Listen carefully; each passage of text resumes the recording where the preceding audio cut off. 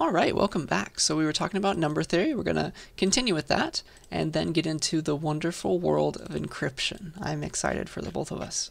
Okay, so let us begin where we left off. A big jump from multiplicative inverses is number representation, but that is okay because it's something you need to know. So it's a bit easier of a concept in my opinion.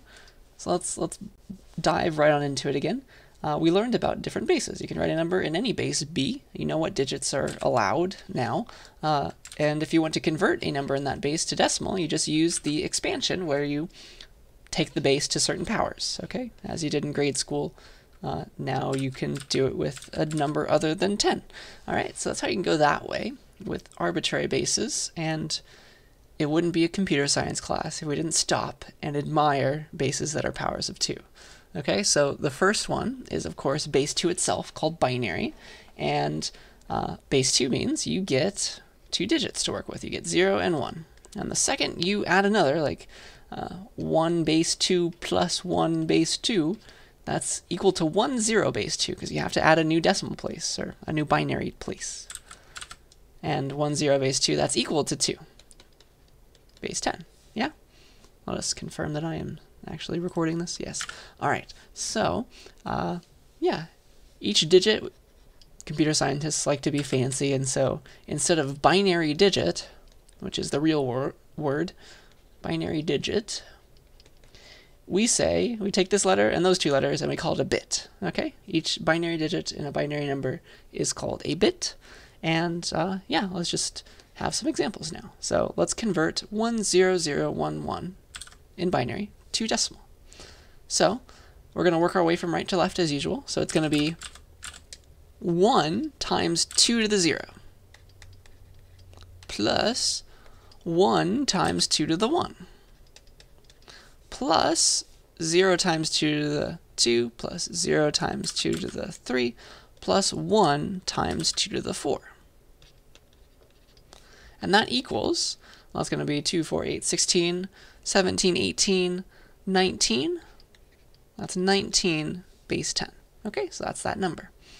And you might have heard of bytes and megabytes and gigabytes and terabytes and things. Well, 8 bits. This is the size of a binary number. 8 bits make a byte. So your smallest byte is 4 zeros, all zeros. That's the number 0. And your largest byte is 11111111, and that's 255. Okay, so that is a byte, and you can have many of those and get to kilobytes and megabytes and things like that. So that is base 2. That is binary to begin with. Octal numbers are in base 8, so you have the digits 0 through 7 to work with. And these octal numbers don't come up too often, but they do sometimes. Like for Linux permissions for files, you end up giving octal numbers sometimes. If you're interested in that, I encourage you to look at the man page for the chmod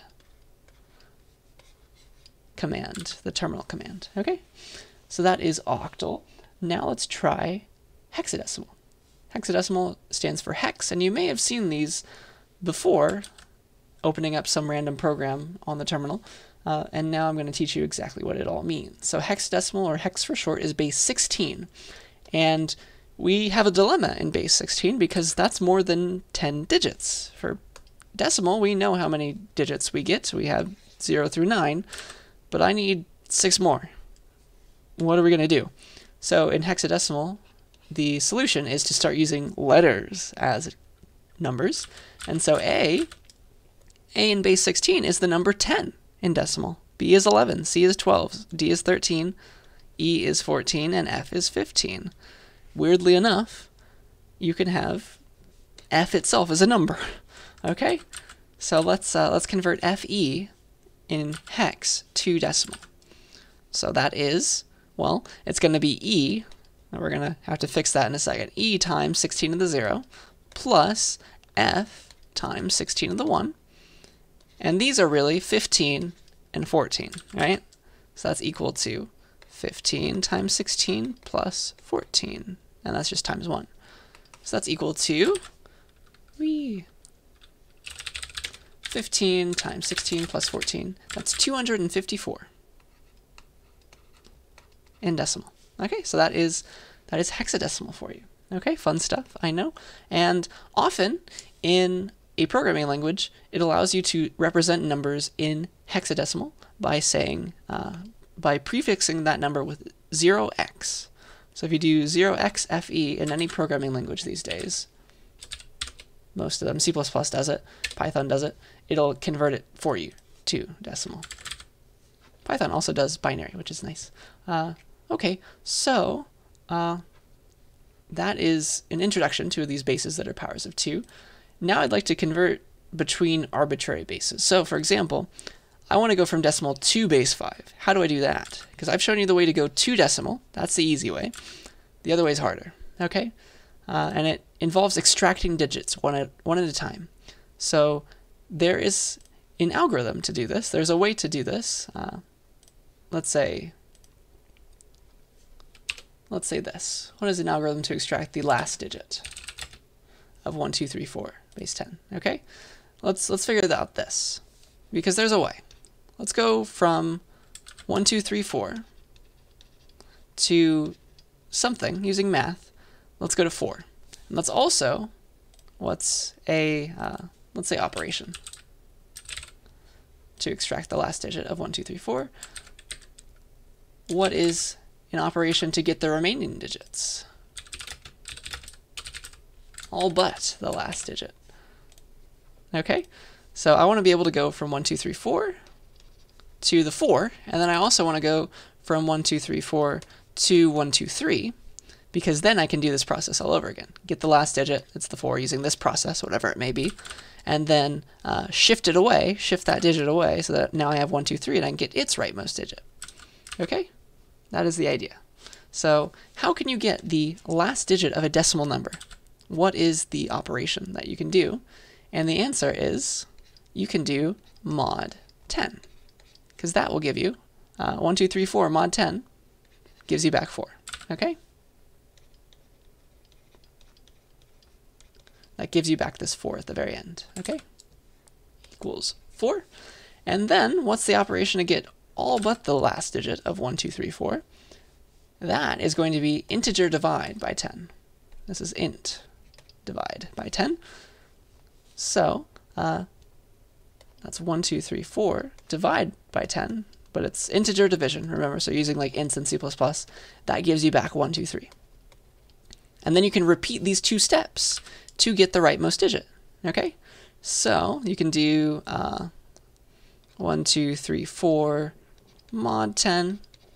That gives you the 4. Then you can shift away that 4 to get, by doing integer divide by 10, to get the 1, 2, 3. And then you can do the same process on the 1, 2, 3. 1, 2, 3 mod 10 equals 3. 1, 2, 3 integer divide by 10 equals 1, 2, 12. 12 mod 10 equals, that's the 2. 12 integer divide by 10, that gives us 1. 1 mod 10 equals, what is it? Well, that is going to be 1 at the very end, and then we have, this was 12 by the way, then we have 1 integer divide by 10, and that equals 0, and that's when you know that you're done, okay? And then every time, this is the secret, this is the algorithm, every time you took a modulo operation, you extracted a digit, and you read it backwards, okay? So it's 1, 2, 3, 4, and that was whatever number you started with. And obviously this is obvious in decimal, but the same thing works for arbitrary bases. You just replace this right side with the base you're trying to go towards. So just do mod and divide by the base you're converting to. Okay, that's the answer. Just modulo and divide by the base you're converting to, and the same algorithm is going to work. Okay, so let's convert 55 in decimal to base 7. Okay, dun dun dun. So 55 in decimal to base 7, so I'm just going to replace this mod and division by the base I'm trying to go towards. So mod 7. 55 mod 7 equals, what is it? Well, 6, 55. Integer divide by 7. 2 slashes in Python. That is 7. 7 mod 7. Well, I do believe that's 0. Dun dun dun. So that was 6, right? Then we have 7 mod 7. And that's 0. And then we keep going. We don't stop because we have to integer divide, and that's what stops us. So this is just a 0 digit. This is now 7 integer divide by 7. That's 1. Then 1 mod 7 equals 1. And now 1 integer divide by 7. That equals 0, and that's how we stop. So the answer is, we read it backwards every time we took a modulo. So we got 1, 0, 6. And that will be the answer. Okay, are you ready? So we have 106 base 7 is 55. We can confirm this by saying, okay, yeah, it's 7 squared times our first digit, which is 1, plus 0 times 7 to the 1, plus 6 times 7 to the 0, which is just 6, and hey, that's 55. So it's 106 in base 7 to get to 55. And this entire thing works if you have, like, if you're trying to convert from 55 base 8 to something base 7.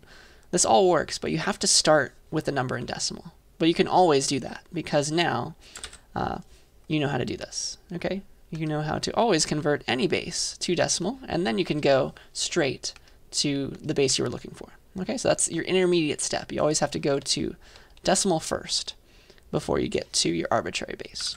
Okay, because we only know how to do modulo and division in decimal. Okay, so that is how you convert between arbitrary bases. Now you are masters. Okay, so we're going to have some examples in just a second, but I want to teach you how to convert between bases that are powers of 2 first. This is a cool little trick, and I'd be happy to teach you exactly why this is happening in office hours, but I'm going to give you the hand wavy proof right now. Okay, so there's a trick when the bases are powers of 2 and you're trying to convert. So I'm going to show you how to go between like binary and hex and vice versa, but you can do this for any other power of 2, like octal and things like that. All right, so here are our key ideas. If you add a 0 to a binary number, that multiplies that number by 2. It makes sense, because like if I add a 0 after 10, I multiply it by 10, so it just works for every base. That makes sense. That's the idea. Adding a 0 in hex, this is the jump. It adds 4 zeros in binary, and that makes sense because I need to multiply by 16, which is 2 to the 4. Okay, hopefully that makes sense. So you add 4 zeros in binary when you convert, and also all the hex digits, those can go between 0 and 15, and those make up exactly 4 bits. So as long as you do that, you can convert any hex number immediately to binary. You just read off on this table, okay, it's a D, so I'm going to write this. Okay, it's an E, so I'm going to write this. And you remember the leading zeros. As long as you make sure to convert all of these to 4-digit things, it's all going to work out. And this makes sense because it's essentially D0 plus E, which is D times 16 plus E, which is an extra 4 digits. Okay, so you always add those 4 digits. So it's equal to, well, watch. I'll just read it off. I'm just going to read off the D, and I'm going to read off the E. The D is 1, 1, 0, 1. The E is 1, 1, 1, 0. That's the answer. Okay, immediately. I just read them off. D followed by the E. That's how you convert to binary, which is fun. And then you can also go backwards if you group into 4, because then again, it's all this. Like, think of it this way, how it's being broken down, because you have to add a bunch of zeros. So it's this, just read it off the table. It's this, read it off the table, and then this, read it off and pretend there was an extra 0 at the beginning. Okay, add the 0 there. So this is just, well, it's 3 ones, that's the 7, equals 7 times, shifted 3 times in hex, which is 8 times in binary. Okay, then we find the 0, 1, 0, 0. What's that? 0, 1, 0, 0. That's C, 7C, and then 1, 0, 1, 0, which is A. 7CA. So that's a lot quicker than doing this unfortunate thing that is necessary otherwise. Okay, so that is the trick. You can convert between bases that are powers of 2 very simply. You just read it off, okay? Just read off the things. Just read off the digits. That's nice, huh? Okay, so now it's your turn. I want you to convert the decimal number 55 to all of these bases, and then we'll come back and do them together. Okay, so try that, and I will see you in a second. Okay, so for binary, I guess we're just going to have to do the real fancy algorithm for that one, unfortunately. But after that, we get the rest of these for free, okay? Up until base 5. We have to do that one separately as well. So let's start with 55, and let us convert it to base 2. So we're going to do repeated modulo and integer division by the base that we want, which is the 2. And let's just get started. So mod 2, it's definitely going to be 1 because it is an odd number. Okay, now let's integer divide that by 2, which is something more than 25. 26 maybe? 27. Okay, well, that's why we check. 27, and then we just work with that. 27, it's like we shifted away the rightmost bit, and now we want the rest. Okay, so 27 mod 2, that's again an odd number, and then we're going to shift away that bit that we just got. 27 integer divide by 2. That's 13. 13 mod 2 equals, well, again it's odd, so it's 1. 13 integer divide by 2. Well, pretty sure it's 6, right? Yeah, at least I get 1 right. And then 6 mod 2. Finally, we have an even number, so we get 0 there, and that's a mod. 6 integer divided by 2 is 3. 3 mod 2 equals 1. 3 integer divided by 2 is also 1. Now we're working with 1. 1 mod 2 is just 1. And finally, we have 1 integer divided by 2, which is now 0. We are done. So every time we took a modulo operation, we got a new digit. Okay? So it so seems that 55 in base 2 in binary is 1, 1, read it off backwards, 0, 1, 1, 1, 2. So 2 1s, a 0, and 3 1s. Let's check that. 0B. Yeah, so we did it. Very, very nice. And now for free, we get hex and we get octal. So watch. I can break this up into groups of 4. Just pretend there are 2 extra zeros here. And so I can read it off as the rightmost digit is 1, 1, 1. If we look at our handy dandy table, or we just count it out, it's 7. So we get a 7 here. So that's the rightmost digit. And then we want to convert this one, which is just 3. So it's 3, 7, base 16. Okay, we can check that. Bam, also 55. All right, now octal base 8. The trick is for octal that you group it into 3. A bunch of 3-digit bits. So again, we have, let's see here, 4, 5, 6, 7. We have 7. And then we also have 2 plus 4 is 6. Oops. So 7 and then a 6. That's base 8. 6, 7 is 55 apparently. I think that's 0, 0. Does that work? Yeah, cool. So you see, for free, once we go to binary, we can have all the rest. And vice versa. They all interchange between one another. Okay, base 5 is the one that is unfortunate we have to do again ourselves. So let's do that. 55 mod 5 equals 0. It goes in cleanly. It should. 55 integer divided by 5. Because it goes in cleanly, we get 11, right? 11 mod 5 equals 1. And then 11 integer divided by 5 is 2. 2 mod 5 equals 2. And then 2 integer divided by 5 is 0. So that was a lot faster because the base is larger. And so every time we took a mod, we have a digit. Bam, bam, and bam. So the answer should be 210. 210 base 5. And we can check that by multiplying 2 times 25 plus 1 times 5. Oh man, that is the answer. Okay, so that is a bunch of conversions. Let us keep rolling. It's time for cryptography. If only I could talk. So this is wonderful. Are you ready? So cryptography is not too bad, I promise. It does take some math, but it's not too bad. So usually we want to send something to someone, and we don't want anybody else to listen in, right? We have a sender. The sender wants to send some kind of message to a receiver. These are all very vague things, and nobody else better be able to read that message. Okay, that's the idea.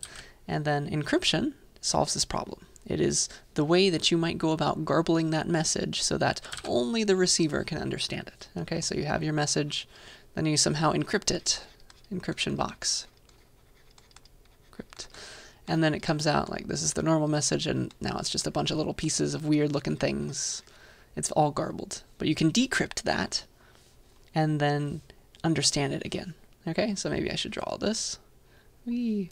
So this is called the original unencrypted message. It's called the plain text. We say that. This is the plain text. And then this is the ciphertext, is the encrypted form, called the ciphertext. And the receiver, whoever wants to decrypt this thing, needs some kind of secret key. And yes, that is the technical term. And that lets them decrypt that ciphertext, okay? And get back the original plain text. So there's a decrypt box. Decrypt box that takes some kind of secret key. This is my best drawing of a key. And then it'll spit back at the original message again. Okay, that's the idea. So you'll read this in your book, and it's funny. I just want to warn you right now, and that's the topic of this comic as well. Instead of saying like, okay, yeah, person A wants to send a secret message to person B, in cryptography, they like to have a bit more color in their stories, and so they say Alice and Bob and like somebody's name who starts with a C if there's a third person, things like that. So just, you have been warned. That is how cryptography people like to talk. So let's talk about probably the simplest kind of cryptography. Okay, it's called Symmetric Key Cryptography, and in that one, the sender and the receiver, they use the same secret key to both encrypt and decrypt their data. And I'm going to give you an example if this is making no sense at all, okay? So the issue is, because they need to use the same key, and that's what's keeping it all secret, they better not share that with anybody else. So they need to meet ahead of time. They need to like meet in a very secure location or communicate over a channel that's already secure. Somehow they need to agree on this key, okay? And make sure that nobody else snooped in on them while they were debating on it. Okay, so the end goal for us as computer scientists, at least, is that we want to send a very large binary number to someone. That is all any piece of data ever is to us. It's just a very large string of ones and zeros, okay? Because binary can encode anything. With a big enough number, you can have whatever you want. This entire PowerPoint. Okay, so here is the simplest kind of symmetric key cryptography. It's called a one-time pad. Okay, it's when you make a random message that is the same length as the message you want to send. So you have your original message that you're getting ready to send. So here's your message. And then you have a one-time pad, OTP, that is a bunch of weird garbled text. It's all random, but it's the same length, okay? Same length.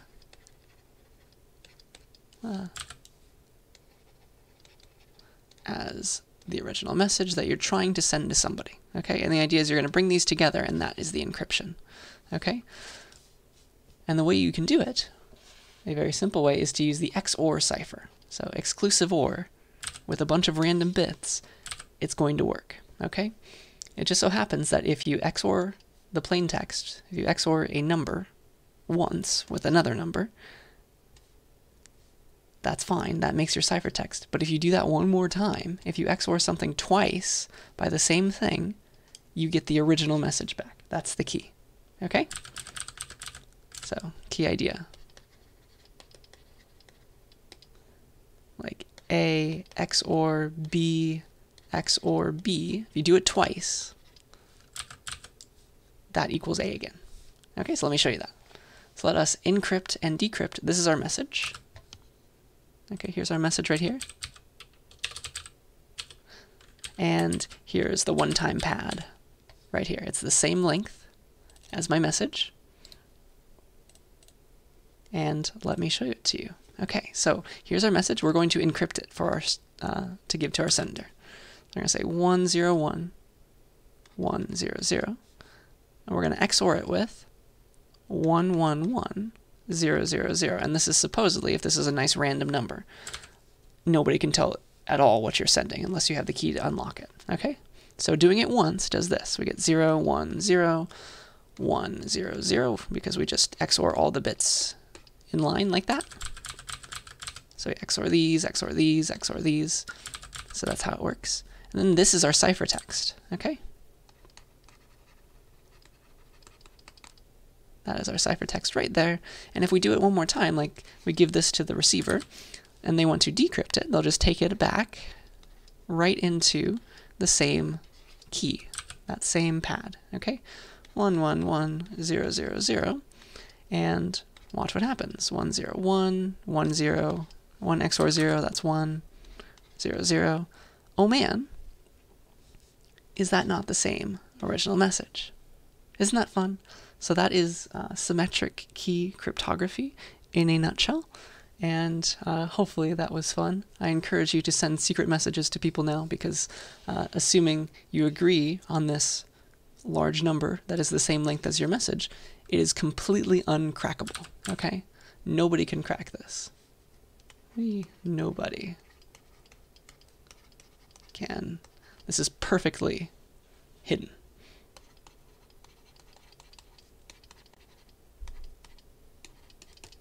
Nobody at all, which is a wonderful little property. If this is purely a random number, nobody has any clue what you're talking about to anybody else unless they have the key. Okay, so that's symmetric key cryptography. It's a very simple thing. Now we're ready for RSA. This is what I've been building up to for this entire set of slides. Are you ready? So RSA, it stands for the last names of the people who invented it, these three people, and it was invented in the 70s. It was actually secretly invented by a British cryptographer, I think, but they were not, of course, allowed to talk about it until these people discovered it a bit later. And unfortunately, it holds their names instead of that person's. Okay, so it's RSA. It is a kind of public key cryptography, which is very weird to think about. There's a concept of a public key and then a private key as well. So one you share with other people. You share your public key with other people that you want to like send you messages, and so you don't have to share any key with anybody else that and worry about it getting intercepted. You just show everybody this thing called your public key. And the reason RSA is so good and it's unbreakable, it's because factoring is computationally really hard. Okay, it has to do with the factoring of numbers and large primes, things like that. Okay, so here's my silly example. Alice and Bob are trying to talk to each other privately. So here is Alice over here, and here is Bob over here. And Bob shares, like, he's got a megaphone. He's like, here is my public key. Public key. Everybody can have it. He's shouting it out to the masses. Okay, and Alice, of course, can use it now. So Alice can use Bob's public key to encrypt a message for him. Okay, and then Bob is going to then use his private key, priv key. He's secretly saving that to take in any message that Alice sends to him. So Alice is going to write her message and sign it with Bob's public key and her private key. Bam. And then she's going to send it back to Bob, who can unlock it with his own private key. Okay, that's the idea. So that is the point. And let us, let's do the ice on the next slide together, because it's a bit of a long process. Okay, so this is how you generate keys in RSA. Let's walk through it. Okay, so you need two large prime numbers. This is where the mathematical properties of uncrackability come from. It's very hard to factor or figure out the two large prime numbers that you multiplied to get some number. Okay, that's just a mathematical fact. So you think of two very large numbers, and that becomes your public key and your private key. Okay, are you ready? So let's see here. So Bob is going to compute a big number. It's called n. We just call it n, and that is pq. That's the multiplication of those two primes. And also phi, which is a special kind of mathematical operation that when done on primes, it's very easy to calculate. It's p minus 1 times q minus 1. So just come back to these boxes if I ever ask you to do this on a test, is the idea. And then Bob is going to go along and find some integer e such that GCD of e and phi is 1. So you can pick whatever you would like as long as this e is relatively prime to phi. So we're just building up a bunch of numbers here, okay? And then finally, this is why I taught it to you, you compute the multiplicative inverse of e mod phi, okay? That is the hope. And then finally, that will give you back an integer d such that it's the inverse of e mod phi, okay? Are you ready? And that is your public and private key. So the one that people use to encrypt something for you is your public key. It's those two numbers together, n and e. They just give them both to you. Bob's like, okay, here's my public key. It's n comma e. So really, it's n comma e over there. That's getting a little too small, though. And then your private key is the d. Okay, and that's what makes it all come together and can invert things. With all of that, with this giant mess of computation, it's a little bit beyond this class to go and understand this, you can encrypt and decrypt messages, okay? So your ciphertext is m to the e mod n, whatever m is, okay? And then your decryption is, you can get the original message back by doing c to the d mod n. And the idea is that, that's the reason why we do all these things. Your original message to the e, and then you go to the d, because these are inverses of one another, that comes back to just m itself when you do this all mod n. Okay, that is the idea, and that is the hope. And so your messages can only be between 0 and n minus 1. But if you use a large enough thing, or you use a bunch of individual messages one after another, you can send whatever you want. Okay, so hopefully this all makes sense. You'll read about it in your book as well, but I want to teach you the mechanical way to do this so that you can solve any problem about this stuff. Okay, are you ready? Let's do this. So let's let p and q be these, 23 and 29. I believe they are primes, right? So what are n and phi? So n is equal to, it's just p times q, okay? So let's go and compute that. 23 times 29, that's 667. Okay, and then phi is equal to p minus 1 times q minus 1. Okay? That's actually another number invented by Euler, or associated with Euler. 29 minus 1, 616. Okay? Those are useful. And so let's let e be 13, because I've found that e and phi, their greatest common divisor is just 1. Okay? So 13 does not really go into 616. Okay, that's the idea. So let's let e be 13, and let us verify now that they are in fact relatively prime, that their GCD is 1, and then we'll also find d, the multiplicative inverse of e mod phi, all in one fell swoop. Okay, are you ready? So what we're going to do, let's show our work on the next slide.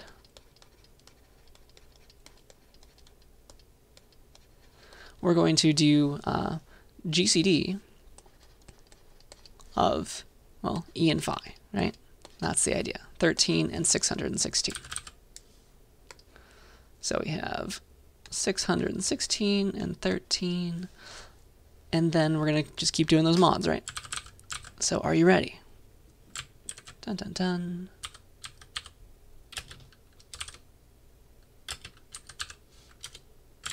we get 5. And then 13 mod 5 is 3. And then 5 mod 3 is 2. 3 mod 2 is 1. And hey, yes, they are relatively prime. Wonderful. And now let's find the multiplicative inverse of E mod phi, because that's going to give us our D. Okay? So yes, they are relatively prime. Wonderful. And now let's solve all these things. So back to our equations. 1 equals 3 minus 2 times what? Well, it's just 2. Goes in once. And then, okay, 2 is what involving 5 and 3?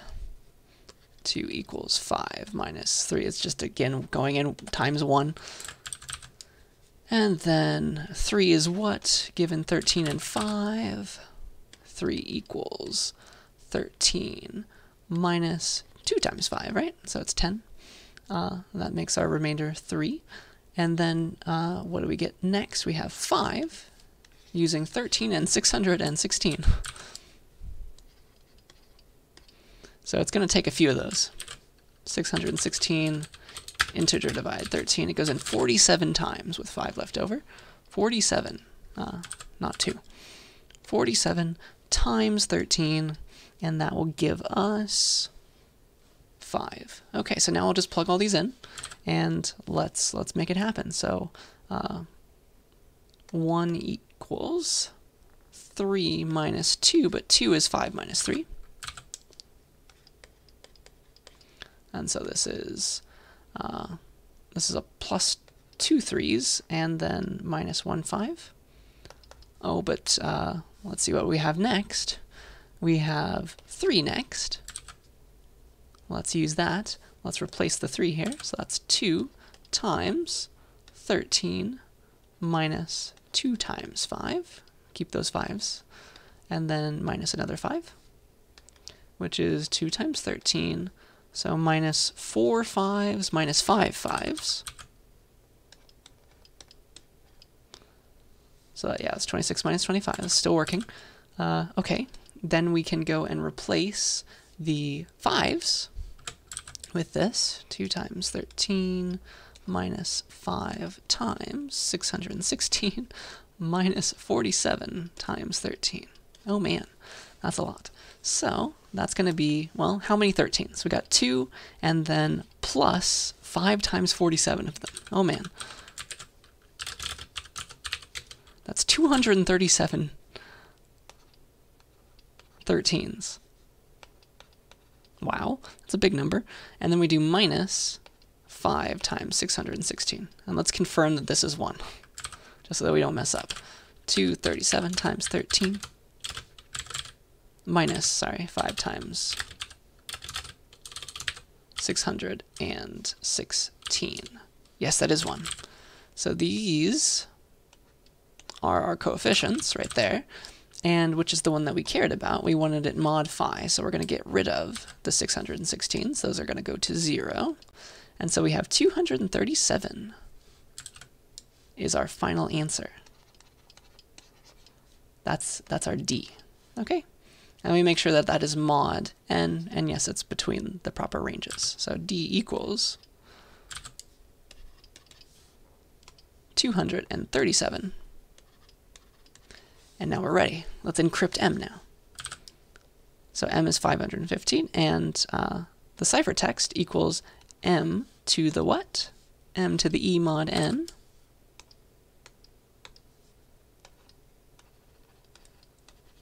Which equals 515 to the 13 mod 667. I know it's weird, but this math lets us encrypt something, okay? 515 to the power of 13 mod 667. That is 265. So that is the encrypted form of 515. And assuming these were giant numbers, like n was huge, p and q were huge, this would be very hard to figure out where this came from, okay? Exceptionally hard. So 265 is our ciphertext, and then to get back the original message, we do ciphertext to the D mod n. Okay, this is all going to work. It's all going to follow together. This is why we learned all of this stuff. Are you ready? C to the D mod n. That is 265 to the power of a large one, 237 mod n. Okay? Which is 667 again. Are you ready? 265. Let's just look at it, first of all. 265 to the power of 237 is that number. Okay? And then we're going to mod that by, 667. And what do you know? We get back 515, which is our original message that we wanted to send to somebody. So just imagine this was a very long number that represented some kind of message that we wanted to send, like it said hello world or something. And this is us encrypting it. It makes no sense at all. It's garbled. Then we come back and decrypt it. Bob gets it back, and he decrypts it using his private key, which was D, that we found as the multiplicative inverse of E mod phi. All these numbers, they give us a very wonderful fact. Okay? So that is RSA in a nutshell. You're going to read about it more in your book, but I wanted to give you like the hands-on experience, just how to follow this stuff to actually go and encrypt something and decrypt it right back again. You now have all the tools to implement RSA on your own and send completely secret messages to somebody. And you don't have to worry about sharing keys, like coming up with a one-time pad or things like that. That is RSA, and that is the end of these slides and the end of this chapter. Okay. So I hope that this was fun. It was a bit of a longer chapter. There was a lot to talk about, but now you are experts on number theory and encryption. So pat yourselves on the back. Hopefully the homework isn't too bad. Please yell at me if you have any questions, and I will see you next week or in your review video. So please watch your review video for the midterm that I'm about to record. Okay, so I will see you later.